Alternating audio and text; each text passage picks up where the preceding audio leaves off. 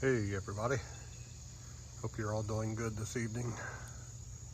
Friday night, I think it's like July 22nd, let's see, June 22 maybe. I haven't looked today, I don't know what the date is. I know it's a Friday, but sun's going down here. I think this is probably the first video I've ever done before the sun's gone down. Most of the time I'm popping in here around 1 to 3 to 4 in the morning, so it's quite unusual. But yeah, I'm just out here. Here's the garage that everybody does. Out in the garage, and but it's a pretty evening. But I thought I would maybe do one a little bit earlier here, a little video. I've been doing some work today on various different websites for different clients and everything, so been quite busy actually ever since I got up. I'm normally a night person, and you know, as you know, I have a few drinks in the evening, and then usually don't get up until in the morning, sometime late morning. But I got up early today, and I've been working on different client websites and so on. So yeah, so it's been a pretty cool day. And then probably, gosh, I don't know what it was, probably around 4:30, 5 o'clock Eastern Standard Time here in the US, one of my new favorite Russian vloggers, YouTube vloggers, was doing a live cast. He's a young fella in Moscow, Russia. His channel's called Ivan Sanctioned, IVAN sanctioned.com, or not .com, well, but Ivan Sanctioned is his YouTube channel. But he's just a young Muscovite who's vlogging on YouTube, and I think I probably subscribed to his channel when he was probably about 700 or 800 subscribers before he even monetized the channel, and now he's up to about, I don't know, 2,300. So still not huge, but quite an increase over the last, I don't know, month or two since I've been watching him. So he's doing really well, but you know, he's struggling just like everybody else is over there. And again, you know, just like he would say if I was listening to his channel, I'm not getting into politics or anything, but yeah, yes, there's a war, and yes, there's people are being hurt on both sides of the line. You know, the people in the Ukraine are going through what they're going through, and the people in the innocent civilians in Russia are going through the sanctions and everything that are being imposed on them by their governments. So it all comes down to governments. And as I saw many people say on his live stream today, which, you know, it's a common sentiment across many different channels, but you know, we're all like the citizens, the people, us, me talking to you right now, him, the guy I'm talking about, the Ukrainian people that I follow and everything, we're all just people. We all want the same thing. And our governments, it's our governments that's screwing everything up. So that's about all I'm going to get into. That side of things. Just, you know, I support everybody on all sides, because the governments don't define the people. Governments don't define the people and the goodwill of the people. You know, some people don't have freedom of speech, and that's a hard thing. And all the Russian YouTube channels that I follow, that's one hard thing that most Americans and Westerners of the more free European countries don't understand, is that they can't. I mean, people post on their live streams and everything stuff about politics, but they don't understand that those people in Russia specifically cannot respond to a lot of that, because they can be brought up on charges by their government. So, you know, okay, enough of that.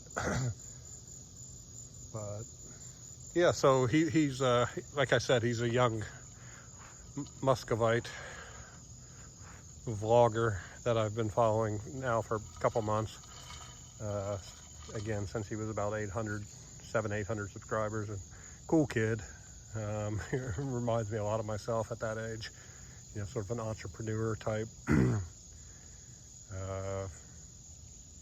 I guess I grew up in the wrong age. You know, I was into technology back in the 90s, and I sort of wish that I was his age now. Gosh, I'd probably be like a major influencer here on the YouTube. So, but I'm not. I'm an old guy now. The gray beard and the wife beater, even though, well, I didn't beat my wife.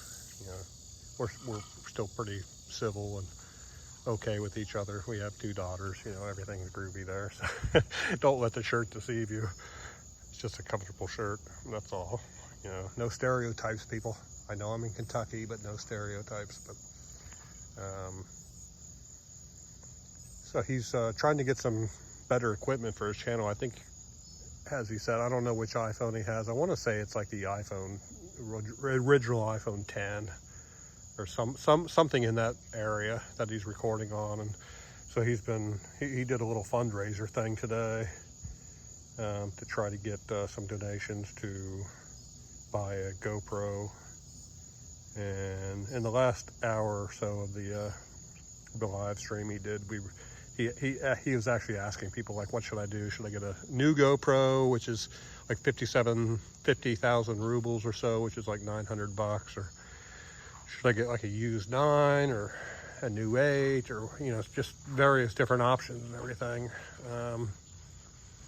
And, you know, and like this, you know, like a GoPro 10 here, 57,000 rubles was the goal on his fundraiser, which comes up to, I think it was like 975 US dollars. That's how much sanctions have affected the Russian people. I mean, like a $975, that's like 3 times, or, well, 2.5 times what a GoPro 10 would go for here. You can get one here, like a discounted one with accessories and all the added stuff, for like $399 US. So that just shows how bad it is with the exchange rates and everything. So even though the ruble's relatively strong, you know, and people who follow Russian YouTubers, they do the conversion and they think, oh, I live like a king and everything, but they don't realize that the people over there don't make the same kind of money that we do here. You know, like $15 an hour here in Russia, you're like living like a king on $15. I mean, a lot of Americans have moved over there, like even just like low-level police officers who were only on the force for, you know, 20 years. They got the basic pension package or whatever, like $2,000 a month or whatever. In Russia, $2,000 a month is huge. I mean, they can easily afford like an apartment, all their expenses, a car, like everything, a nice car, a nice apartment in the city center of whatever town they choose, on an American police officer or teacher, or, you know, like a military pension. They can afford that. You know, they're living great. So exchange rates, you know, do affect a lot, but it's just, you know, there's a lot of other factors that people don't take into account. So back to my, I guess he's my new friend. I got quite a few shout outs from him today when I was sending the donations in to his channel. Sanctioned Ivan. I sent 3 total. One was for like 50 US, one was for 20, and another one for 19. So I guess that's about $79 US, which is pretty good. I don't know how many rubles that is, but I want to say like 60 rubles was, or I mean, I'm sorry, 60 US dollars, I think was about 3,500 rubles, maybe that was a $50 one, I don't know. It's about 50, I think it's about 55, 57 rubles per US dollar. So do the math. I'm sorry about that. Yeah, I'm just sort of freed on this. I'm usually just sitting here in the chair, but Yeah, it's such a beautiful night. It's still a little bit hot out here, but not as hot as the other night. I was sitting out here the other night just like dripping sweat. I mean, it was like probably like 90 degrees out here at like 11 o'clock at night. I mean, I could, just the heat rising off the floor here in the garage was just like overpowering. So I opened all the doors and, you know, and it really helped out a bit, so. But that's my neighborhood, you know, and I know a lot of the people, maybe not here on YouTube because I didn't post it on YouTube, but on my Facebook and Instagram, I posted some pictures of a great electrical storm over here the other night, and really, well, it was all around me, but really cool electrical storms and stuff. So yeah, that's about it. Brought the trash cans up.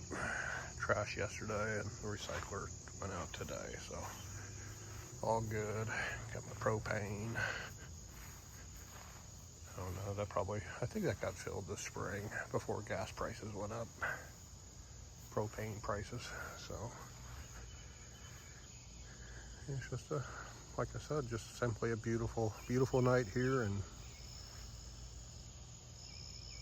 the Lake Cumberland area here in Kentucky. So everybody take care, peace out, wherever you are around the world. Have a good night, good day, etc., etc. Bye-bye.